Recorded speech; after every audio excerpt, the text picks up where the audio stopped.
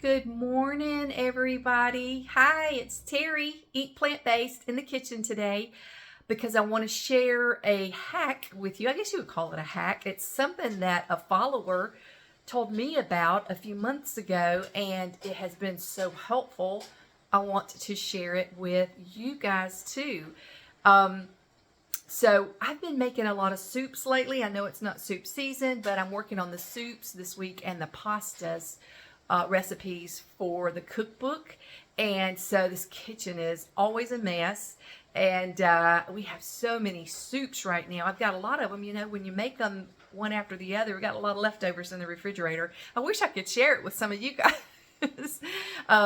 We'll eat it or I'll freeze it, but there's just so many. It's like trying to drink out of a fire hose. You know, it's only so much you can do. But we'll have plenty of leftovers. But anyway, I'm excited about the soup section, and so this hack has something to do with that. A few months ago, we eat a lot of garlic. You know, I cook with garlic a lot, and of course with these soups, there's been a lot of garlic. And someone had mentioned that they go to Aldi's and buy the peeled garlic.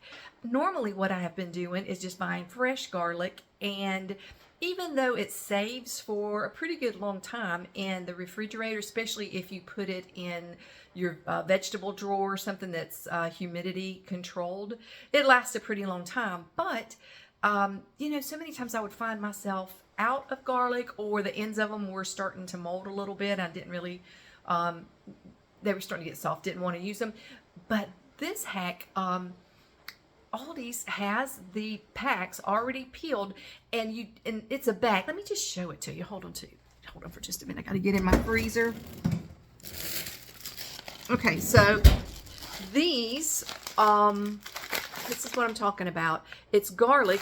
You can see it's already peeled, but you can just keep it in the freezer, and it's so neat. One, it's neat because you don't have to peel the garlic. It just makes it easier.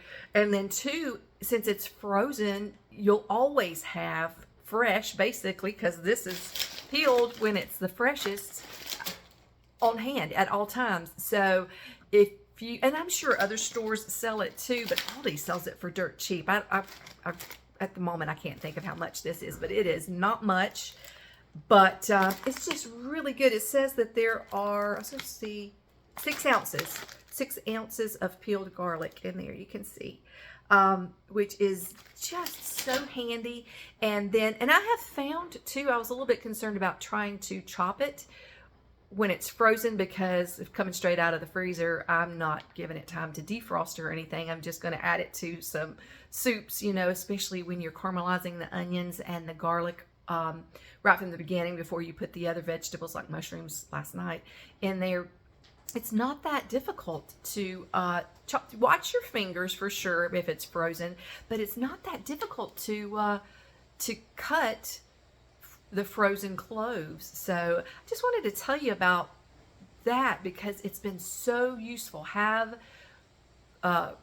garlic on hand at all times, and yeah, and don't even have to peel it. That's the second biggest thing. First biggest thing is having it on hand at all times, and second is you don't even have to peel it. You just start chopping, or you know, whatever you're going to do with it. So this is such a great little trick and so inexpensive. I just thought it would be a good one to share with everybody. So hang on a second. I've got a tickle in my throat. But yeah, so I'm headed to the grocery store this morning to get more supplies, to make more recipes, to test. For the book, a lot of the recipes are on the website. I'm tweaking them though, but about, I don't know, 30 or 40% of them will be new. So got a lot of testing, tweaking, all that still to do. And yeah, got to have lots of ingredients for that. So I just wanted to share that hack with you this morning. And I wanted to say something, guys. A few days ago, I put up the condolences for Dr. Baxter Montgomery, the cardiologist. And it's been, you know, a sad time for his family, and some great responses from, as far as encouragement, uh, you guys commenting and everything on Facebook.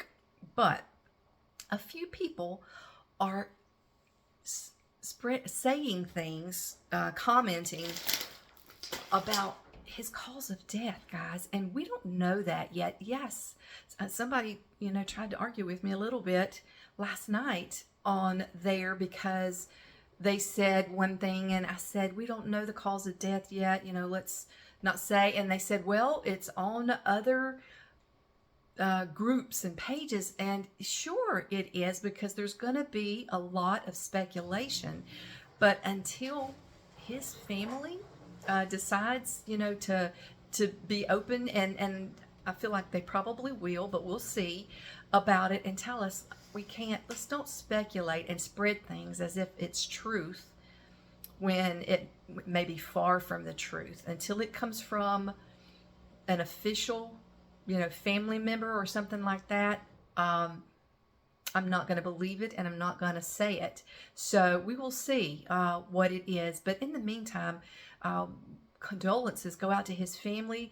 Let's give them, just encouragement, and don't be speculating. I know we all have questions. I'm not saying that we don't. There are questions, no doubt.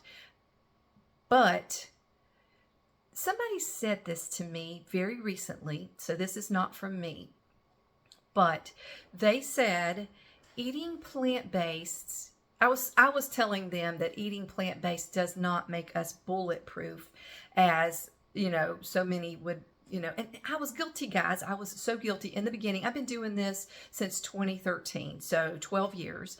And in the beginning, I probably helped spread some of that bulletproof stuff, but we're not bulletproof, even if we eat plant-based.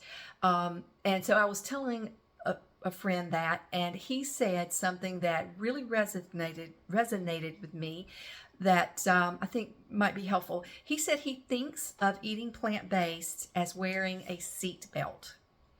I love that analogy, because a seatbelt's not going to keep you from being in an unforeseen crash of some sort, but it sure does better your chances of survival if you are in a crash.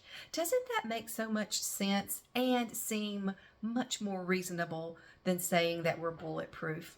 We are doing all that we can by giving our bodies the nutrients and all of the fiber and all of the things that are good for us.